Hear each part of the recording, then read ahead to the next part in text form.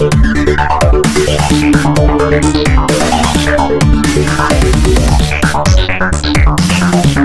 Video जाने वाले हैं हम सीबीएसई बोर्ड का एक टॉपिक है ग्रामर का, लेटर टू एडिटर, यानी कि संपादक के लिए पत्र हम कैसे लिखते हैं इन इंग्लिश ग्रामर। आज सीखेंगे इस वीडियो से।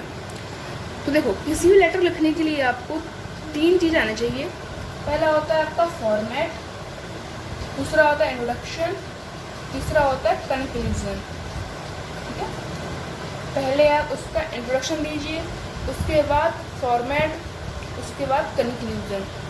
ठीक है, अब एडिटर के पत्र में ये 3 चीज़ें लिखनी कैसे होती हैं, आज हम इस बारे में जानने वाले हैं। क्या कॉमन लाइंस होती हैं, क्या कॉमन वर्ड्स होते हैं, जिससे अपने लेटर्स को हम और अच्छा बना सकते हैं। तो पहले शुरू करते हैं फॉर्मेट से। फॉर्मेट यानी कि लिखना कैसे है लेटर को शुरुआत में। ठीक है, फॉर्मेट। ठीक है, लेटर टू एडिटर, संपादक के लिए पत्र लिखने के लिए आपको पहले लिखना पड़ेगा सेंडर्स एड्रेस। अब ये क्या होता है सर? सेंडर एड्रेस से कहते हैं जो कि लेटर लिख रहा होता है एडिटर को, यानी कि सेंडर्स एड्रेस, भेजने वाले का पता। जैसे मैं लेटर भेज रहा हूँ तो मेरा पता हो जाएगा, आप भेज रहे हो तो आपको पता हो जाएगा ना। जो एडिटर को पत्र लिख रहा है उसका पता। ओके, उसके बाद आपको एक लाइन छोड़ देनी है। ठीक है, उसके बाद लिखना है आपको डेट। अब डेट का फॉर्मेट क्या होता है? ऐसे नहीं, ऐसे 17/2/2023 ऐसे लिखोगे तो गलत हो जाएगा। डेट लिखना कैसे है? जैसे कि 17 Feb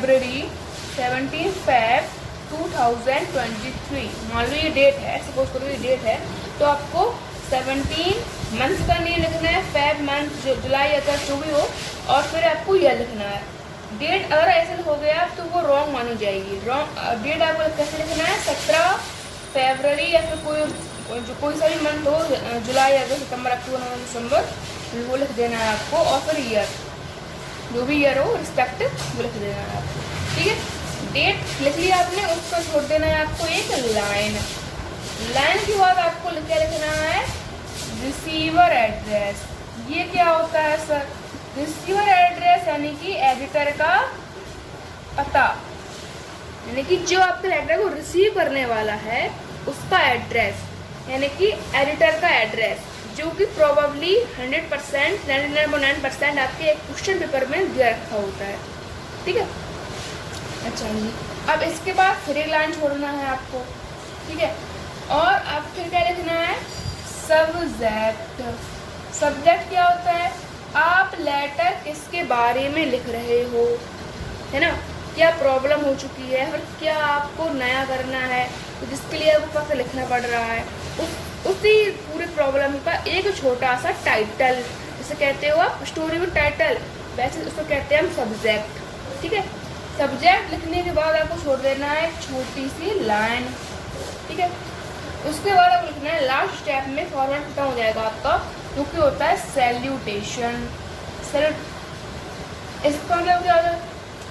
सैल्यूटेशन मतलब होता है किसी को रिस्पेक्ट देना, सैल्यूट करना, जैसे कि dear sir, respected madam, okay, respected sir, आप लिख सकते हो। अब कहीं कहीं जगह पे सब्जेक्ट आता है नीचे और ये आता है आपका ऊपर। तो सीबीएसई बोर्ड में से देखा जाए तो सब्जेक्ट ऊपर है और सैल्यूटेशन नीचे है, लेकिन आपको अगर सैल्यूटेशन नीचे ऊपर लाना है और सब्जेक्ट नीचे लाना है तो आप ऐसा कर सकते हो। You are free to do it. Okay, तो फॉर्मेट एक बार समझ लो आप। सेंडर एड्रेस, जो पत्र भेज रहा है उसका पता। डेट, दिनांक कैसे लिखने बता दिए मैंने आपको। पहले डेट लिखो, उसके बाद मंथ का नेम लिखो, उसके बाद ईयर लिख लो, रिस्पेक्टिव या जो भी हो। ठीक है, उस पर लाइन छोड़ना है। उसके बाद रिसीवर एड्रेस, जो आपका लेटर प्राप्त कर रहा है उसका प्रोबेबली एडिटर का एड्रेस लिखना पड़ेगा आपको यहाँ पे। ठीक है, और उसके बाद एक लाइन छोड़ना है, उसको लिखना है आपको सब्जेक्ट। तो जिस प्रॉब्लम को आप लिख रहे हैं उससे एक टाइटल है, उसको सब्जेक्ट लिखना पड़ेगा आपको। उसके बाद लाइन छोड़ लिखना है salutation, respected sir and respected madam. ठीक है, ये हो गया हमारा फॉर्मेट। ओके, अब आते हैं हमारे इंट्रोडक्शन पर। इंट्रोडक्शन कैसा होता है सर? इंट्रोडक्शन होता है आप अपने लेटर को इंट्रोड्यूस कर रहे हो, ठीक है, आप अपने लेटर को इंट्रोड्यूस कर रहे हो, जैसे कि मेरा नाम क्या है, मैं कहाँ से रहने वाला हूँ, ठीक है, ये सब आपको लिखना पड़ता है इसमें। अब लेटर में इंट्रोडक्शन के लिए 1 से 2 कॉमन लाइन्स होती हैं, तो वो कॉमन लाइन्स आप लिख लीजिए, ठीक है। पहला क्या होता है, पहला होता है through the column of your reputed newspaper I would like to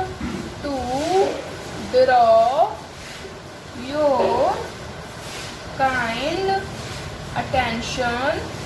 attention to my problem, ठीक है, ये आपको लिखना पड़ेगा इसमें इंट्रोडक्शन में। ये आपको कॉमन लाइन्स है। Through the columns of your reputed as a popular newspaper I would like to draw your kind attention to my problem, ठीक है।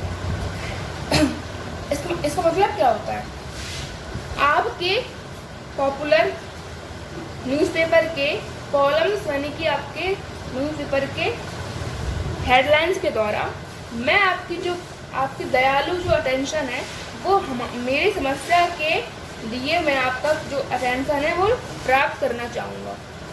ये आप लिख दोगे तो आपको फुल में से फुल नंबर मिल जाएंगे। इंट्रोडक्शन में आप ये लिख सकते हो, ये 100% गारंटेड है,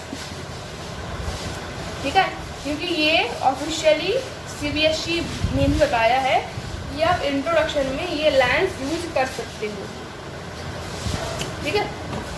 अब आते हैं मेन कंटेंट पे। मुख्य रूप लिखना कैसे है आपको, ठीक है, इंट्रोडक्शन हो गया आपका। अब आते हैं मेन कंटेंट पे। लेटर को स्टार्ट कैसे करना है हमें, ठीक है। Main content,